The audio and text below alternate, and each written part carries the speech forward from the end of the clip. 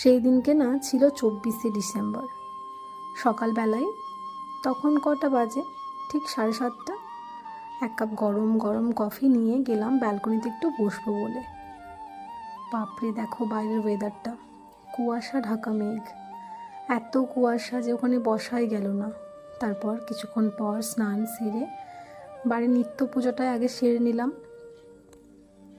তারপর আমার যেটুকু কাজ সেটুকু করে আমি সোজা রান্নাঘর চলে গেলাম। আজকে জলখাবারে ছিল আলু পরোটা, তার জন্য একটু জোগাড় তো থাকেই, তো সেটা একটু আগে ভাগে করতে গেলাম। আমরা না আলু পরোটা খেতে তিনজনেই ভীষণ ভালোবাসি। তারপর ব্রেকফাস্ট সেরে আবারও চলে গেলাম ছাদ বাগানে। আমি না বাগান করতে খুব ভালোবাসি জানো, কিন্তু না সত্যি কথা বলতে গেলে ছোট বাচ্চা নিয়ে একা হাতে সব কিছু করা সম্ভব হয়ে ওঠে না। কারণ নিজের সমস্ত কাজ, তারপর বাচ্চার কাজ, এই সব কিছু করে সময় করে উঠতে পারি না গো। এই যেটুকু করার, দেখো কিছু কিছু ফুল এই যে এগুলোই করা হয়। তারপর এই কিছু ধনেপাতা হয়েছে ছাদ বাগানে, সেগুলো একটু তুলে নিয়ে নিচে যাব। আজকের গল্প এখানেই থাক তাহলে।